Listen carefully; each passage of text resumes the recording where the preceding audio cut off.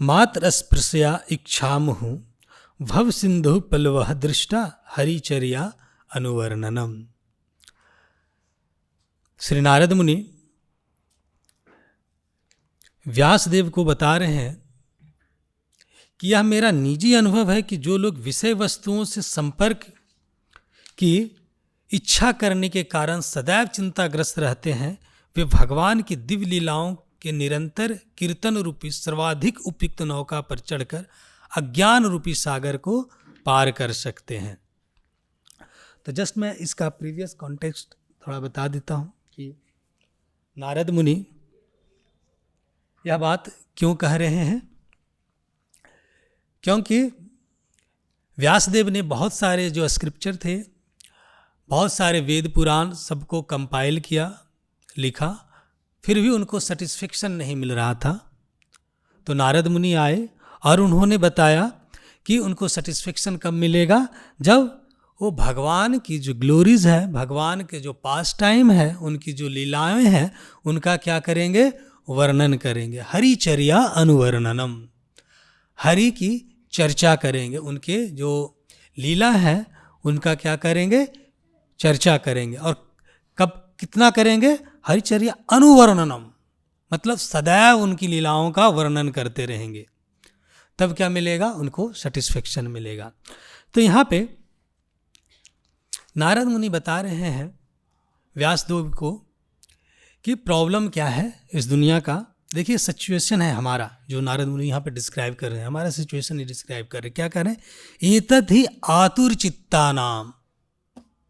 आतुर चित्ता नाम तो उन लोगों को जिनके चित्त सदैव चिंताओं से भरे रहते हैं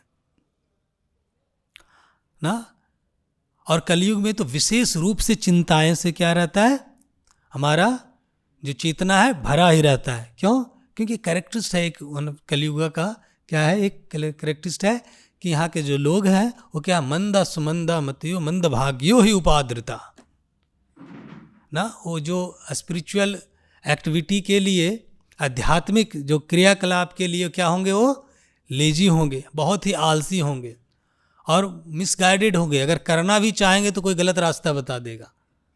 और क्या होंगे, हमेशा चिंताओं से क्या रहेंगे, वो भरे रहेंगे, उनमें हमेशा चिंता भरा रहेगा। तो नारद मुनि बता रहे हैं एतद् ही आतुर चित्ता नाम, हमेशा चिंताओं से भरे रहेंगे। चिंता से क्यों भरे रहेंगे, क्यों चिंता से भरे रहते हैं, चिंता का क्या कारण है। सो प्रॉब्लम क्या है, आतुर चित्ता नाम। और आतुर चित्ता नाम रीजन क्या है, मात्र स्पर्शया इच्छामुः। हमारी जो आतुरता बनी रहती है ना, और चिंता जो बनी रहती है, उसका कारण है मात्रा। मात्रा मीन्स विषय वस्तुएं का इंद्रियों के द्वारा भोग करना। मात्र स्पर्शया इच्छा, हम चाहते हैं कि ज़्यादा से ज़्यादा इंद्रियों का क्या करें, भोग करें। यह हमारी क्या है, लालसा है, हमारी इच्छाएं बनी रहती है। और क्या इच्छा एक बार में खत्म हो जाती, चलो ठीक है एक बार इंद्रियां भोग कर लिया, उसके बाद क्या होगा, ठीक है एक बार कर लिया उसके बाद खत्म हो गया। नहीं, यहाँ पे क्या लिखा, मात्र स्पर्शया इच्छा मुहु। मुहु मतलब सदैव हमारी इच्छा बनी रहती है। इच्छा क्या होती है, खत्म नहीं होती है, इच्छाएं सदैव हमारी बनी रहती हैं ना। अलग अलग इच्छाएं, कैसे ज़्यादा से ज़्यादा हम लोग इंद्रियां क्या करें, भोग करें, उसकी इच्छाएं क्या रहती, हमेशा बनी रहती। इसका सेटिस्फेक्शन जो रहता है, कभी भी ऐसा नहीं होता है कि हम सेटिस्फाइड हो जाए, इंद्रियां भोग हो गया कंप्लीट, अब नहीं करेंगे। नहीं, ये क्या, सदैव मुहु ना, मात्र स्पर्शया इच्छा मुहु, सदैव हमारी इच्छाएं हमेशा बनी ही रहती है। और इस इच्छा को श्री कृष्ण श्रीमद् भगवद गीता के जो 16वें अध्याय में बहुत ही अच्छा डिस्क्राइब करते हैं। इसके 11 और 12 श्लोक है। उस चीज़ में यहाँ पे श्री कृष्ण भगवान बताते हैं कि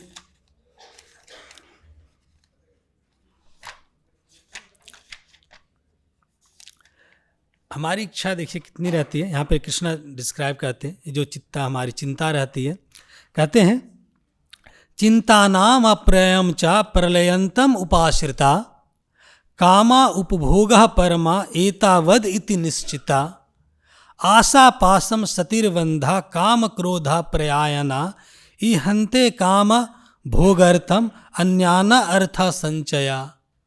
कृष्ण बताते हैं चिंता नाम अप्रयाम चा, चिंता क्या है? अप्रयम है। एक चिंता नहीं है, चिंता कितनी है? अनेक चिंता है, अप्रयम, बहुत सारे चिंताएं। और प्रलयंतम चा उपाश्रितम, प्रलयंतम मतलब क्या होता है?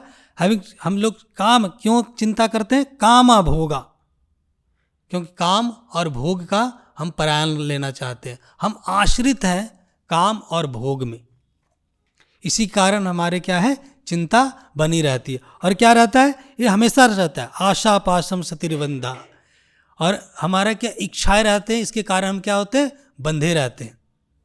और इच्छा क्या है? काम क्रोधा परायणा, काम क्रोध की इच्छा से हम क्या भरे रहते हैं, पड़े रहते हैं इसमें। तो बहुत हजारों हमारे क्या हैं? चिंताएं हैं।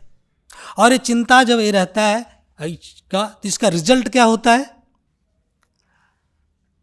अगर बहुत सी हमारी चिंताएं रहती है, और चिंता क्या है, क्यों है? क्योंकि इंद्रियां भोग का हमारी इच्छा करती है, या इसका कारण है, तो इसका रिजल्ट क्या होगा? नेक्स्ट नारद मुनि ये बताते हैं, भव सिंधु। तो क्या होंगे? हम लोग इस भव सागर में पड़े रह जाएंगे ना। क्या कहते हैं? एतद ही आतुर चित्ता नाम मास स्पृशया इच्छा मोह। हमारी चिंताएं हमेशा कांस्टेंट रहती है, इसके कारण क्या रहता है? भव सिंधु। हम इसमें क्या रहेगा? इसका रिजल्ट क्या होगा? हम इस भव सागर में हमेशा पड़े रहेंगे, जब तक कि हमारी इच्छाएं भौतिक जगत में बंधी रहेगी। इच्छा हमारा जब तक रहेगा तब तक हम क्या रहेंगे? इस भव सिंधु में ही पड़े रहेंगे। और भव सिंधु क्या है? इस सागर, इस मटेरियल वर्ल्ड को, ये जो भौतिक दुनिया को बताया गया है, भव सिंधु। और इस सागर में क्या है? जो लोग हैं इसमें डूबे पड़े हैं, और वो इसमें क्या चाह रहे हैं? इससे तैर कर निकलना। लेकिन इस सागर में क्या है? हमें तैर कर निकलने में क्या है? बहुत सारे सागर में जीव जंतु हैं, वो हम पे अटैक करते हैं। क्या है जीव जंतु? ये कामा क्रोधा लोभा मोहा मद मदश्रया ना, ये हमें अटैक करते रहते हैं सागर में ना। जैसे एक सागर है, उसमें कोई आदमी, उसको डाल दिया गया है, और वो तैरना जानता है या नहीं जानता है, वो निकल नहीं सकता है। मान लो तैर भी रहा है, तो क्या हो रहा है? वहाँ पे बहुत सारे जीव जंतु जो है सागर का, उस पर अटैक कर रहे हैं। तो मान लो इंजॉय भी करना चाह रहा है, तैरना भी चाह रहा है, तो करेगा क्या? कर नहीं पाएगा। सो हमारी काम क्रोध लोभ मोह इतना है कि हम पे हमेशा अटैक करता रहता है, और क्या है? सेटिस्फाइड नहीं होता है, मोह ना। ये भविष्य यहाँ स्पर्शया इच्छा मोह, ये हमेशा इच्छा बनी रहती है, और हम चाहते हैं कि इससे पार निकल जाए। तो कैसे निकलेंगे? हाँ, तो यहाँ कहते हैं भव सिंधु तो है, लेकिन ये क्या है? प्लवह दृष्टा। इससे निकल सकते हैं तो क्या चाहिए हमें? प्लवह दृष्टा, एक नाव चाहिए। और नाव क्या है? हरिचर्या अनुवर्णनम, भगवान हरि के कार्यकलापों का निरंतर गायन करना। अगर हम भगवान के कार्यकलापों का निरंतर गायन करेंगे तो क्या होगा? हम इस सागर से क्या होंगे? निकल सकते हैं। हमारे आतुर चित्ता नाम, हमारी चिंताएं जो हैं वो कम हो सकती है। क्या होगा? रिड्यूस हो जाएगा। लेकिन ये लॉजिकल नहीं लगता है ना। मुझे कोई चिंता है, बहुत सारे हमारे जीवन में बहुत प्रॉब्लम है, और हम बोल रहे हैं कि हम किसी का ग्लोरिफिकेशन करेंगे तो हमारी चिंताएं कम हो जाएगी। नहीं, हम किसी का गुणगान करेंगे तो क्या हो गया? हमारे जो प्रॉब्लम है वो खत्म हो जाएगा ना। तो लॉजिकल दिखता है क्या कि हमारी चिंताएं खत्म हो जाए किसी? अरे चिंता तो कब खत्म होगी? जब हम चिंताओं का सॉल्यूशन लेंगे, हम उसको सॉल्व करते जाएंगे, तब खत्म होगी। लेकिन यहाँ पे बता रहे हैं नारद मुनि, हरिचर्यानुवर्णनम, भगवान का, हरि का जो उनका जो पास टाइम, उनकी लीलाएं हैं, उसका वर्णन करेंगे तो हमारे आतुर चित्ता नाम, जो भी आतुरता है इस मटेरियल वर्ल्ड में, जो चिंता है वो क्या होगी, खत्म हो जाएगी ना। हरि मतलब क्या होता है, हरि का यहाँ पे वह steel the heart of devotee, जो हमारे हृदय को चुरा लेते हैं, हरण कर लेते हैं। और हरि मतलब जो कि हमें जो मिजरीज जो है उसका भी हरण कर लेते हैं, हमारी सारे मिजरी को हर लेते हैं, उनको क्या बोलते हैं, हरि का। तो इसलिए वर्ड यहाँ पे क्या, हरि, हरिचर्या अनुवर्णनम, उनका कांस्टेंट रिपीटेशन करना है, उनकी चर्चा करना है। तो भगवान का ग्लोरिफिकेशन करने से हमारी चिंताएं कैसे कम होगी। कुंती महारानी श्रीमद् भागवतम में अपने प्रेयर में भगवान को ग्लोरीफाई करती है और उसमें कहते हैं, भवे अस्मिन् क्लिश्यमानानाम अविद्या काम कर्म भी।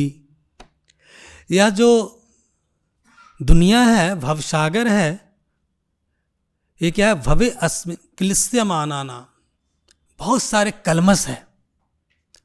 और क्या है वो कलमस का कारण है, क्या है, भवेस्मिन् क्लिश्यमानानाम अविद्या काम कर्म भी। उसका रीजन है अविद्या, इग्नोरेंस। इग्नोरेंस क्या लाता है, कामा, और कामा क्या करता है, कर्म भी, एक्टिविटी। सो अविद्या क्या है, अविद्या है हम अपने आप को आइडेंटिफाई करते हैं ना, कि हम अपने ईगो से अपने आप को आइडेंटिफाई करते हैं कि हम इस मटेरियल वर्ल्ड के या जो भौतिक जगत के क्या है, पार्ट है। ये अविद्या है। हम किसके पार्ट हैं, पार्शल हैं, हम भगवान के अंश हैं। लेकिन जब यहाँ पे हम अपने ईगो के कारण हम यहाँ आते हैं और हम समझते हैं हम इस दुनिया के क्या है, पार्ट हैं, हम इसी के अंश हैं, इस दुनिया के अंश हैं। जब हम आइडेंटिफाई खुद को कर लेते हैं कि हम इसी के पार्ट हैं, तो उसके अकॉर्डिंग क्या करते हैं, हम लोग कर्म करना शुरू कर देते हैं ना। जैसे आप आइडेंटिफाई करिए, हम टीचर हैं अगर कोई, तो क्या करेगा, उसकी एक्टिविटी क्या होगी, पढ़ाना। एक डॉक्टर है, पहले आइडेंटिफाई करेगा कि मैं डॉक्टर हूँ, तब क्या करेगा, उसका क्या है, एक्टिविटी क्या है, पेशेंट को देखना। तो उसी तरीके से जब यहाँ पे हम आइडेंटिफाई कर लिए डिफरेंट डिफरेंट चीज़ों से, तो उसके कारण क्या है, हम अविद्या काम कर्म भी, उसके कारण हम अपनी इच्छाओं को सेटिस्फाइड करते हैं ना, उसके अकॉर्डिंग हमारा एक्टिविटी बन जाता है। लेकिन जब हम खुद को आइडेंटिफाई कर लें कि नहीं हम क्या है, भगवान के क्या है, उनके अंश है, तो कैसे होगा ये, कैसे आइडेंटिफिकेशन आएगा, हरिचर्या अनुवर्णनम। क्योंकि भगवान का जो पास टाइम है, उनकी जो लीला है, वह सिर्फ लीला नहीं है, उसके पीछे सारी फिलॉसफी भी लगा है। हम क्यों हैं, ये मटेरियल वर्ल्ड क्या है, यहाँ से कैसे निकलना है, इच्छाएं क्या है, इस इच्छाओं से कैसे मुक्त हो सकते हैं, ये सारे पास टाइम भगवान के पास टाइम में ही आ जाता है। और इसका जब हम बार बार वर्णन करते हैं ना, जब हम आचार्यों से उनकी जो टीका है उनका पढ़ते हैं, लेक्चर सुनते हैं, तो क्या होता है, कांस्टेंट रिमाइंडर हमें आता है कि नहीं हम क्या हैं, इस दुनिया के पार्ट नहीं है, इस भौतिक जगत के अंग नहीं है, इसके पार्ट नहीं, हम क्या है, भगवान के अंश हैं। जब ये कांस्टेंट रिमाइंड आता है तो क्या करते हैं, हम इंस्पायर होते हैं डिवोशनल सर्विस करने के लिए ना। श्रवणम, कीर्तनम, स्मरणम, जो भी है 9 डिवोशनल सर्विस है, हम इंस्पायर होते हैं कि हम ये भगवान की भक्ति करें। सो इंस्पिरेशन कैसे आता है, जब हम उनकी लीलाओं का क्या करते हैं, सुनते हैं और इंस्पायर होते हैं कि उनका डिवोशनल सर्विस करें। और जब हम डिवोशनल सर्विस करते हैं तब क्या होता है, हमारा धीरे धीरे धीरे धीरे क्या होता है, जो भी हमारा काम, क्रोध, लोभ क्या है, ये क्या होता है, कम होता जाता है। और रियल आइडेंटिटी हमारी क्या है, वो जागृत हो जाती है। और जब रियल आइडेंटिटी जागृत हो जाती है कि हम इस दुनिया के नहीं हैं, हम भगवान के हैं और उनके लिए कार्य करना है, तो जब इस दुनिया के नहीं तो यहाँ के जो भी कष्ट है वो क्या होता है, हम पे आता नहीं, और आता भी है तो क्या होता है, हमारा कॉन्शियसनेस इतना ज़्यादा एलिवेटेड होता है कि हम पे वो इफेक्ट नहीं करता है।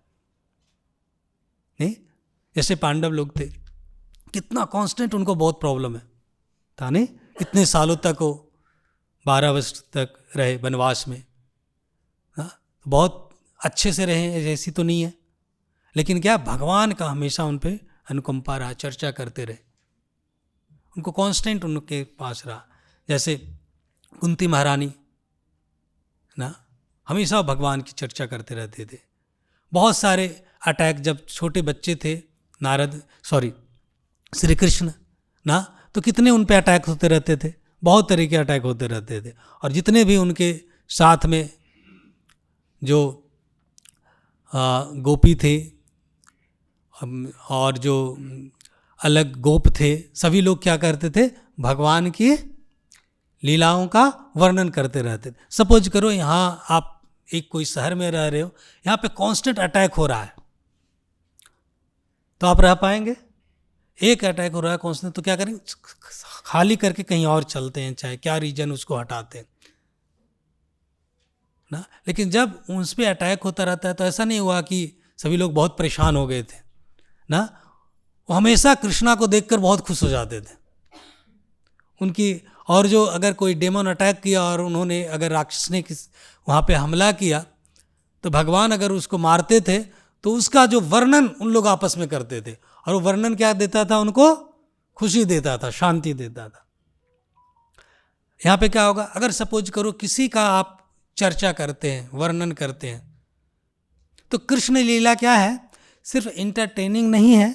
कृष्ण लीला क्या है, हम अगर कृष्ण की लीला का वर्णन करते हैं तो इसके साथ क्या होता है, कृष्ण लीला हमें प्यूरिफाई करता है और लिबरेट करता है।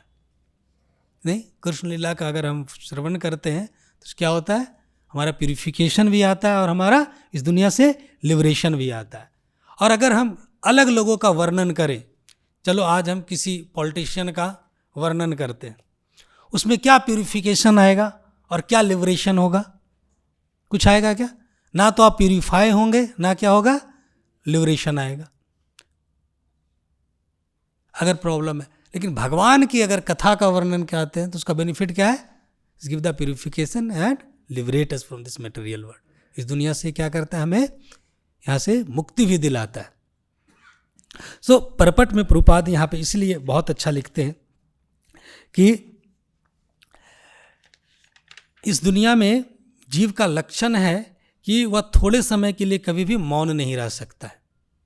हम क्या करेंगे, हमेशा बातचीत करेंगे ना, कभी भी मौन नहीं रह सकता। हो सकता है थोड़ा दिल के रहने ना, अगर वाचा से मौन रहेंगे तो मनसा से करते रहेंगे ना, यहाँ कुछ ना कुछ चलता रहेगा नहीं। और अगर इधर से खाली करना है, नहीं बहुत ज़्यादा टेंशन है, तो इधर से निकालना पड़ेगा मुंह से, तो शांति हमेशा नहीं रहेगी यहाँ पे। तो यहाँ पे कहते हैं कि प्रभुपाद लिखते हैं कि जीव का लक्षण है कि वह थोड़े समय के लिए कभी मौन नहीं रह सकता, वह कुछ ना कुछ करता रहता है, कुछ ना कुछ सोचता है या बोलता रहता है। समान रूप से भौतिकवादी लोग ऐसे विषयों के बारे में सोचते तथा बात करते हैं जो उनकी इंद्रियां को तुष्टि करने वाले होते हैं। हम सोचते हैं, बातें क्यों करते हैं, क्योंकि हमें बात करने से क्या मिलता है, सेटिस्फेक्शन मिलता है। चलो अपने कुछ अंदर की बातें हैं, भरे पड़े, किसी से बात कर लेते, थोड़ा खुशी मिलेगी, उससे सेटिस्फेक्शन, हमें ऐसा लगता है कि हमें उससे सेटिस्फेक्शन मिल रहा है, इसलिए हम क्या करते हैं, चर्चा करते हैं, बातें करते हैं नहीं। लेकिन प्रभुपाद यहाँ पे लिखते हैं परपट में कि यह जो बातचीत का है, ये क्या करते हैं, हम जो कृष्णा के जो बाह्य शक्ति है उसके प्रभाव में करते हैं। बातचीत करना मना नहीं है, चर्चा करना मना नहीं है, लेकिन ये चर्चा क्या है, बाह्य शक्ति के प्रभाव में है। अब क्या करना पड़ेगा, इस चर्चा को तो कंटिन्यू करना पड़ेगा रहना, क्योंकि चर्चा तो हमेशा है, एक्टिविटी है, हमारा वेग है शरीर में ना। क्या क्या वेग है,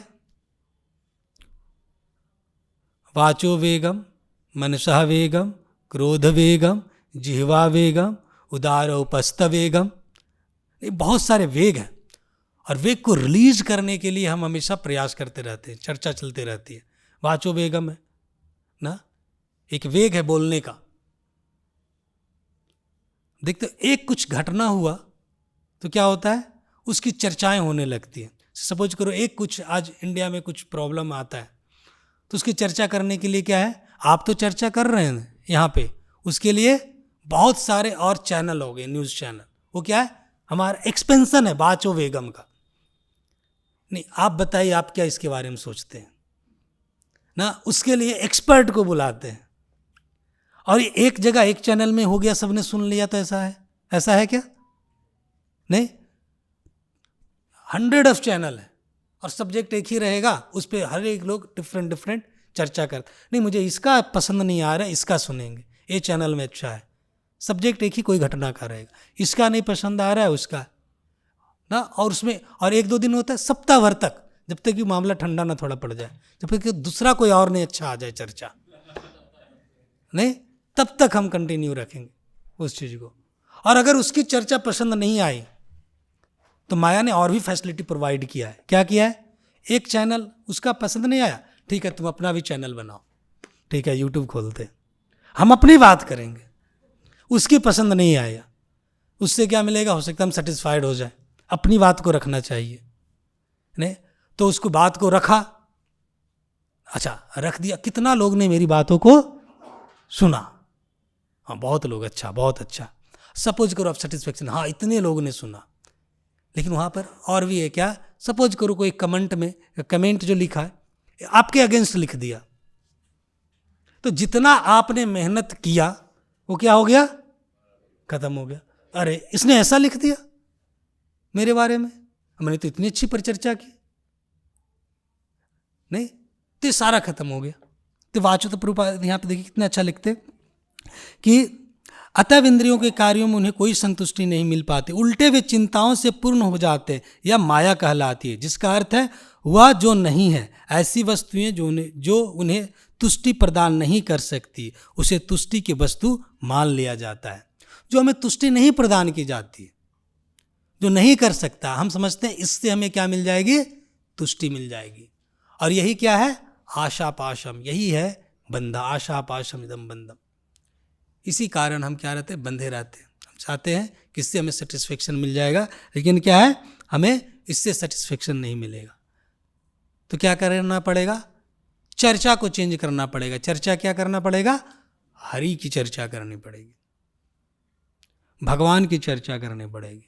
और उस चर्चा जो करेंगे तो क्या देगा, हमें संतुष्टि देगा, हमारा हार्ट सेटिस्फाइड होगा, प्यूरिफिकेशन होगा हमारे हार्ट का उनकी चर्चा से।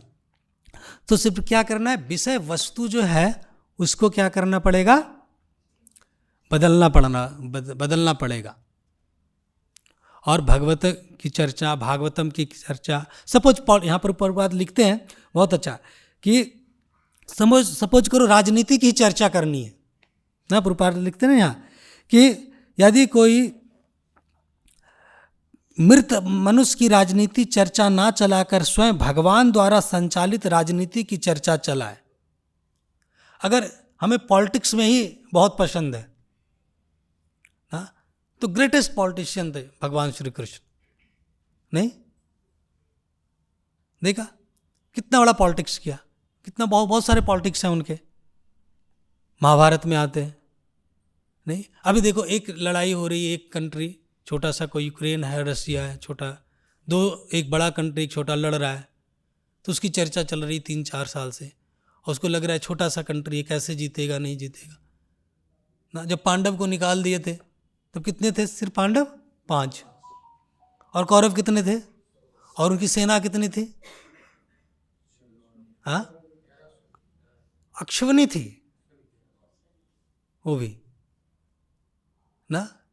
कोई आशा है क्या जीत पाएगा 5 लोग, 100 कौरव और उसकी वाली इतनी बड़ी सेना, और उस कौरवों में बड़े बड़े लोग, भीष्म पितामह जैसे लोग हैं, द्रोणाचार्य जैसे लोग हैं, हाँ अश्वत्थामा है, कर्ण है, लेकिन 5 लोगों को भी भगवान ने ने क्या करते हैं, पॉलिटिक्स किया, लोगों को बुलाया, कर्ण को कैसे डिफीट कर सकते हैं, और द्रोणाचार्य को कैसे डिफीट कर सकते हैं ना, अश्वत्थामा को कैसे कर सकते हैं ना। कर्ण को मारना कितना मुश्किल था, तो कैसे वो मर सकता है, कर्ण को कैसे डिफीट कर सकते हैं ना। तो उसके लिए तैयार किया कि नहीं, उनके पास जाना पड़ेगा, कर्ण के पास, जो उसके हथियार जो हैं उससे लेना पड़ेगा ना। तो बहुत सारे अगर देखेंगे कि वहाँ पे किया, लेकिन वो चर्चा अगर हम करते हैं तो क्या मिलता है हमें, प्यूरिफिकेशन हो जाएगा।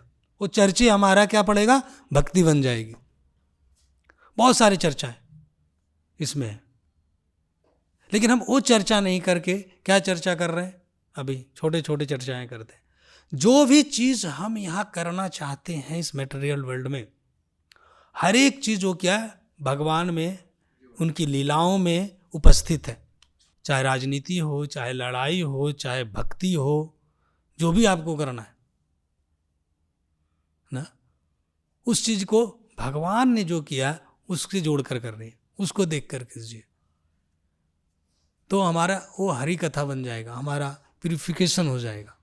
लेकिन इस मटेरियल वर्ल्ड का करने से क्या फायदा है, वो बोलते हैं कि ऑलरेडी क्या है, मृत मनुष्य है, जाना है ना। आज भी ऐसे लड़ाई में नहीं मरा तो बीमारी से मरेगा, बीमारी से नहीं मरा तो उम्र खत्म हो गया 100 साल में, तब तो चले जाएंगे, तो प्रॉब्लम तो खत्म नहीं होगा।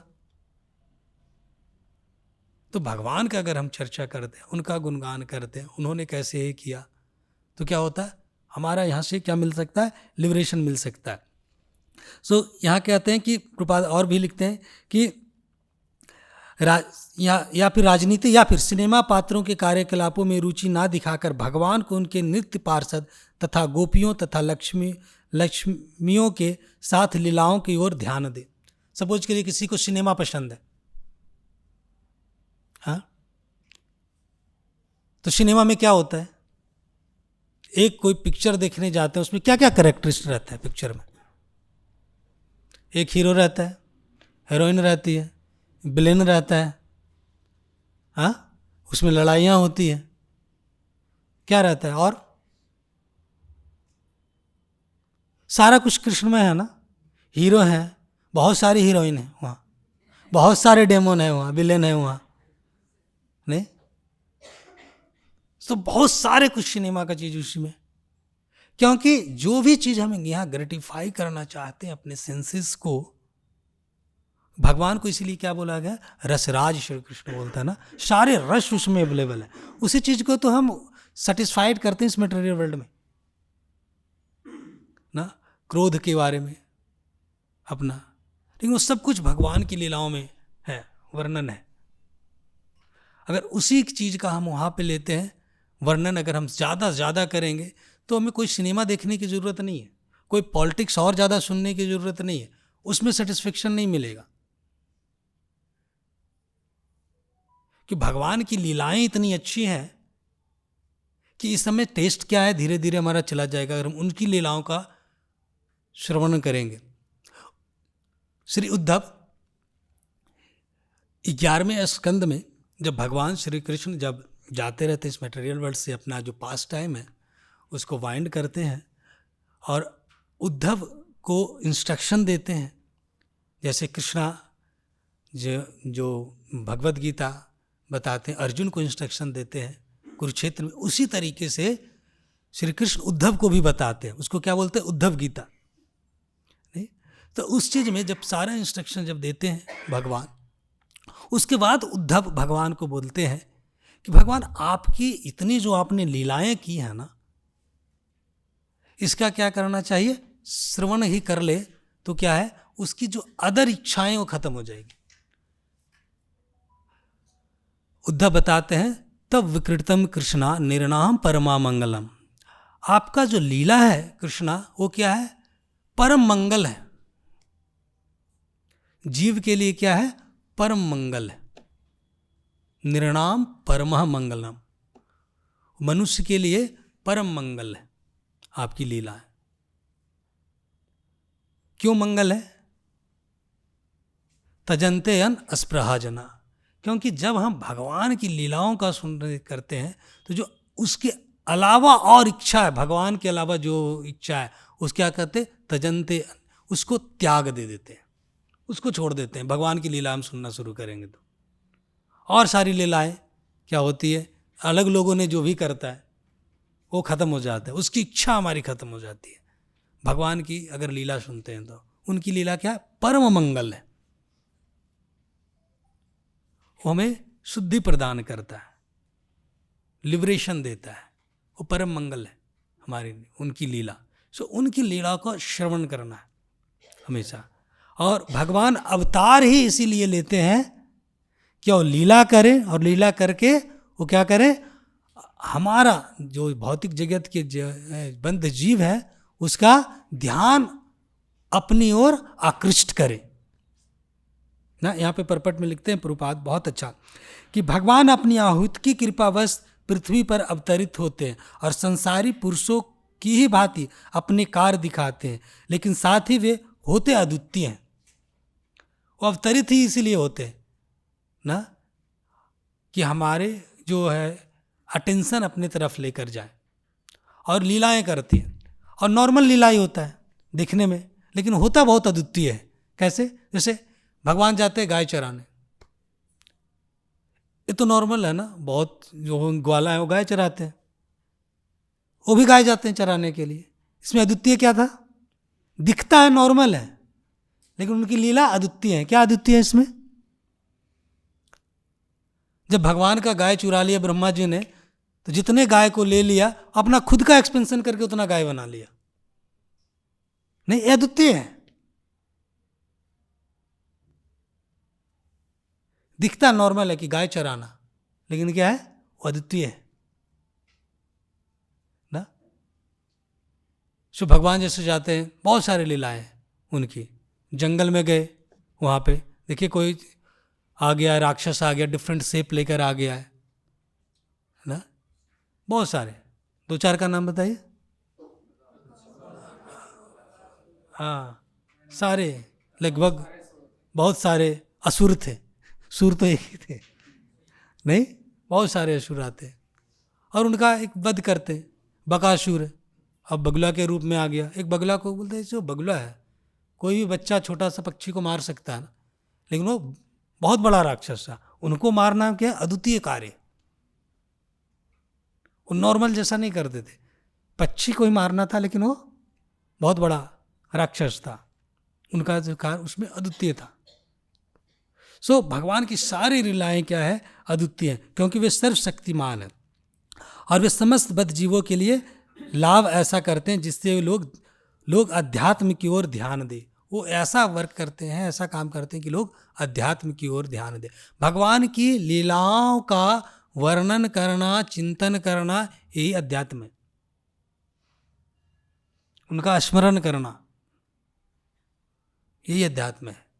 हम स्मरण करते हैं, वर्णन करते हैं लीलाओं का, अगर किसी और लोगों का करेंगे तो क्या है, उस मेटेरियल वर्ल्ड में बांधेगा। भगवान की लीलाओं का वर्णन करेंगे, स्मरण करेंगे ना, तो हमारा अटेंशन उनके तरफ जाएगा। इसलिए हरिचर्यानुवर्णम, हमें क्या भगवान का क्या है, चिंता से अगर मुक्ति होना है तो क्या करना है, भगवान की लीलाओं का वर्णन करना, स्मरण करना है ना। तो बहुत अच्छा श्लोक है कि कोई भी हमारी चिंता से मुक्ति तभी हो सकती है जब भगवान की लीलाओं का स्मरण करेंगे, वर्णन करेंगे ना। ऐसा किसी का क्वेश्चन इसके रिगार्डिंग कोई पूछ सकते हैं? हाँ, तो जैसे अंतरंगा शक्ति क्या है और बहिरंगा शक्ति क्या है। बहिरंगा शक्ति जो इस मेटेरियल वर्ल्ड का क्रिएशन हो रहा है, सारा कुछ जो है वो क्या है, मटेरियल वर्ल्ड का क्रिएशन जो बहिरंगा शक्ति है। और अंतरंगा शक्ति क्या है, जिससे स्पिरिचुअल वर्ल्ड का क्रिएशन है, उनमें जो वर्क किया जाता है अंतरंगा शक्ति। इवन जो आप भक्तियाँ करते हैं, अगर हम सही से भक्ति कर रहे हैं, डायरेक्शन में कर रहे हैं, तो क्या कर रहे हैं, उनके अंदर अंतरंगा शक्ति में आ जाएगा।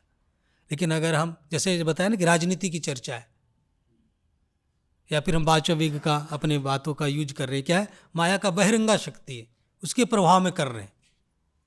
लेकिन अगर हम इस सब्जेक्ट को चेंज कर जाते हैं तो क्या होता है, अंतरंगा शक्ति में करेंगे। ठीक है, कोई और किन्हीं का कोई क्वेश्चन इसके रिगार्डिंग कि हरी चर्चा क्यों करना चाहिए, इससे क्या लाभ मिलेगा? तो हरि चर्चा क्यों करना चाहिए? और चिंताओं से मुक्ति के लिए, जो भी चिंता है उसकी मुक्ति हो जाएगी हरि चर्चा से अगर हम करेंगे तो। ठीक है, ठीक है, हरे कृष्णा।